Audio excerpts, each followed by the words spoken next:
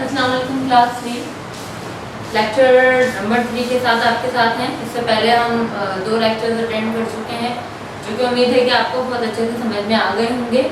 फिर भी अगर कोई प्रॉब्लम है, कोई परेशानी है, तो आप हमसे हमारे चैनल के थ्रू रब्ता कर सकते हैं, कमेंट कर सकते हैं, पूछ सकते हैं कुछ भी। अच्छा, आज हम स्टार्ट कर रहे हैं न्यू चैप्टर। पेज नंबर 6 और 7 पे डेटिंग मेंशन करेंगे हम सबसे पहले रीडिंग से पहले। और इससे पहले कि हम रीडिंग की तरफ चले, हम उस चैप्टर के कुछ डिफिकल्ट वर्ड्स भी अंडरस्टैंड करेंगे ताकि हमें रीडिंग के दौरान कोई प्रॉब्लम ना हो।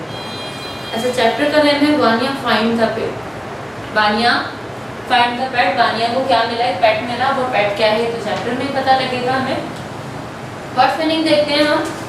सॉफ्ट, धीमा। वैसे सॉफ्ट नरम को भी कहते हैं, लेकिन यहाँ पर ये धीमे के सेंस में यूज हुआ। जब आप रीडिंग करेंगे आपको आइडिया होगा। नियर बाय, करीबी या पास ही। बुश, झाड़ी। जेंटली, नरमी से, एहतियात से, आहिस्तगी से। ब्रोकन, टूटा हुआ। बैंडेज, मरहम पट्टी या खाली पट्टी को भी कहते हैं। ऑफ कोर्स, यकीनन। लुक आफ्टर, देखभाल करना, खदमत करना। हुप, उछलना या फुदकना। वैसे फ्रॉक के लिए यूज होता है। फ्रॉक इज हुपिंग, मेंढक उछल रहा है या फुदक रहा है। फ्लाई, उड़ना। और मेंट मीन होता है ठीक करना, मरम्मत करना या रिपेयर करना। अब इस चैप्टर में देखते हैं क्या चीज रिपेयर हो रही है। Unit number 2, Vaniya find the pet.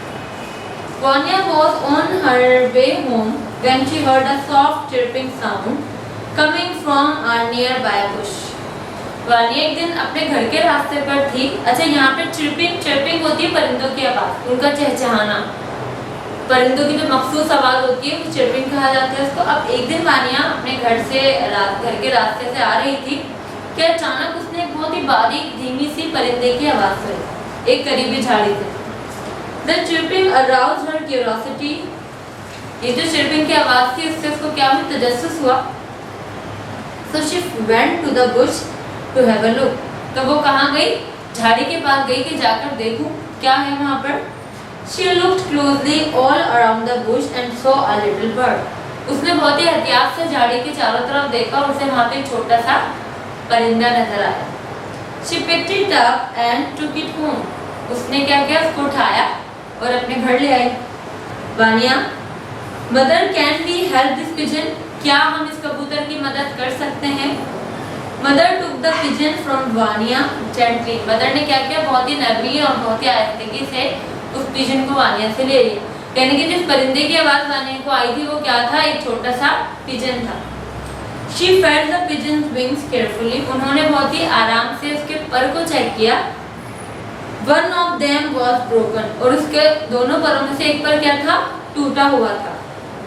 She put medicine on it and bandaged the wing. उन्होंने क्या किया? उन्होंने उस पे मेडिसिन लगाई और उस पर पे क्या किया? पट्टी बांध दी। देखिए, जब हम कोई पेट अपने घर में रखते हैं ना, तो सिर्फ उसे खाना खिलाना ये उन बच्चों के लिए भी जिनके घर में एनिमल्स हैं, डॉग हैं, कैट हैं, बर्ड्स हैं, कि जब आपके पास कोई एनिमल हो तो आपने उसकी मेडिसिन का भी ख्याल रखना है, उसकी मेडिकेशन का। अगर कोई उसके तकलीफ है या जख्म है तो आपने उसको मेडिकेटेड करना है। Mother, get the fruit basket, can you line it with old paper. अब मदर ने क्या कहा? वानी से जाइए, एक बास्केट लेकर आइए और क्या आप इसमें एक पेपर बिछा देंगी? Vaniya, of course I can, बिल्कुल मैं कर सकती हूँ। Mother spread a soft cloth over the paper. और जो पेपर वानिया ने फैलाया था मदर ने उसके ऊपर भी क्या किया? एक नरम सा कपड़ा डाल दिया। She gently laid the pigeon in the basket. और उन्होंने बहुत ही आहिस्तगी से पिजन को बास्केट में लेटा दिया। फिर मदर क्या कहती है? You must look after it now. अब तुम्हें इसकी बहुत ज्यादा देखभाल करनी होगी। It cannot eat much. अभी ये ज्यादा नहीं खा सकता। Give it some breadcrumbs. उसको थोड़ा सा डबल रोटी का चूरा दे दो। The pigeon peeked at the crumbs. और पिजन ने क्या किया? उस पे चोंच मारी, यानी कि इसको खाया। Vaniya gave it to eat. और वानिया ने वो उसको खाने के लिए दे दिया। Then Vaniya gave the pigeon some water to drink. और उसके बाद वानिया ने उसको थोड़ा सा पानी दिया पीने के लिए। After 2 days the pigeon looked better.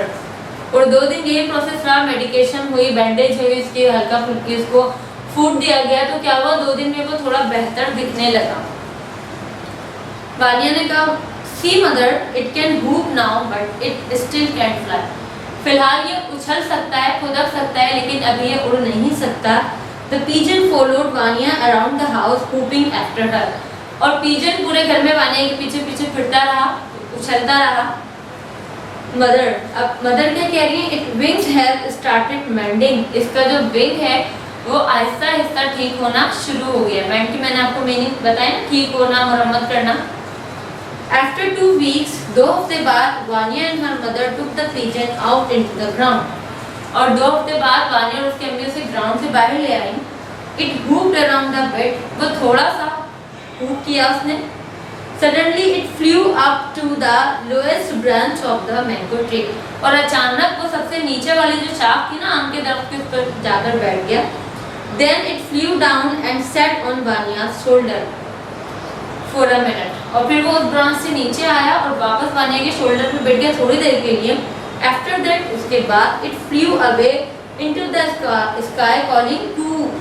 और वो फिर आसमान पे उड़ गया अपनी आवाज़ निकालते हुए। वानिया ने कहा, oh mother, the pigeon send thank you. और वानिया ने वो जो उसके शोल्डर पे आके बैठा और जो उसने आवाज़ दी, तो वानिया ने उसको क्या कंसिडर किया कि पीजन उसको क्या कह रहा है? थैंक यू कह रहा है, उसका शुक्रिया अदा कर रहा है। वानिया ने अपनी मदर से कहा, अच्छा यहाँ हमारा चैप्टर फिनिश हो गया, हमने रीडिंग कर ली। इसकी एक एक्सरसाइज जो हम एज अ वर्ड अपोजिट तो करते रहते हैं, लेकिन यहाँ पर आप देखिएगा पेज नंबर है हमारा 9। उसमें हमें मैचिंग दी हुई है और मैचिंग के साथ हमें क्या मेंशन किया है?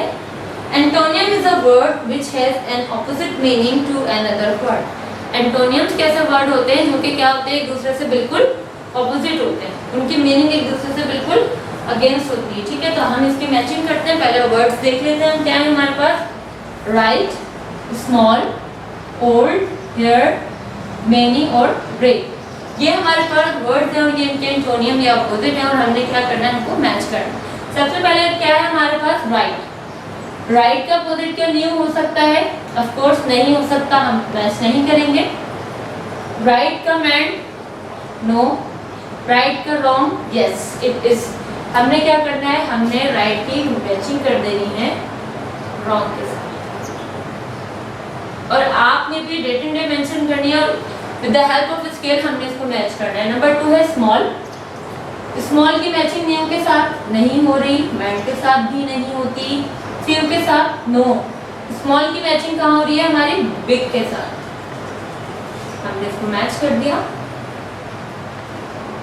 ओल्ड, फर्स्ट ही हमारा मैच कर गया है। Old, new. नंबर 4 है हेयर। हेयर हमारा मैच कर रहा है फ्यू के साथ, नो। बिग ऑलरेडी हो गया। There, here and there. Then है हमारा मैनी। Man, no. मैन का मतलब तो ठीक करना था। फ्यू, मैनी बहुत सारे, फ्यू कुछ। और लास्ट जनाब हमारा ब्रेक, तोड़ना। और इसका अपोजिट हमने अभी रीड किया है मैन। ठीक है, ये हमने अपने वर्ड्स एंटोनियम्स भी कर लिए, वर्ड अपोजिट भी कर लिए हमने। Now come toward the homework. अब हम आ जाते हैं हमारे होमवर्क की तरफ। Exercise B page number 7।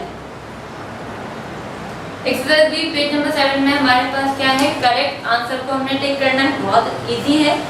Then है exercise C and exercise A page number 8। Exercise C में हमारे पास क्या है? वर्ड दिया हुआ है, इनकम्प्लीट वर्ड दिया हुआ है। हमारे चैप्टर में वो वर्ड है और हमने इसको कंप्लीट करना है थ्रू द लेटर्स, अल्फाबेट्स हम उसमें राइट करेंगे। और फिर है हमारे पास एक्सरसाइज ए, बहुत इजी। एक पिजन है, ये एक वर्ड है और उसके पार्ट्स ऑफ बॉडी हमें दिए हुए, उनके नेम्स दिए हुए। हमने क्या करना है?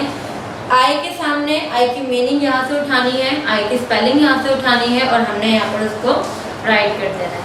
अच्छा, ये था हमारा आज का लेक्चर। इंशाल्लाह चैप्टर को हम कंप्लीट करेंगे अपने आगे के लेक्चर में। फिर